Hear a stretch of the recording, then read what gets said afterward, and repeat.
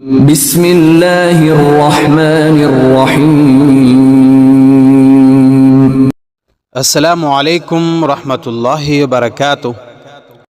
عنوان: عورت جمعہ کے دن ظہر کی نماز کب پڑھے؟ سوال: جمعہ کے دن 2 اذانیں ہوتی ہیں تو عورت جمعہ کے دن ظہر کی نماز کب پڑھے گی؟ پہلی اذان کے بعد یا دوسری اذان کے بعد؟ جواب: واضح رہے کہ شرعاً عورت کے لیے کسی بھی نماز کے لیے اذان کی کوئی پابندی نہیں ہے، بس جمعہ کے دن بھی ظہر کی نماز کا وقت داخل ہونے کے بعد وہ نماز پڑھ سکتی ہے، چاہے مسجد میں اذان ہو گئی ہو یا نہیں ہوئی ہو۔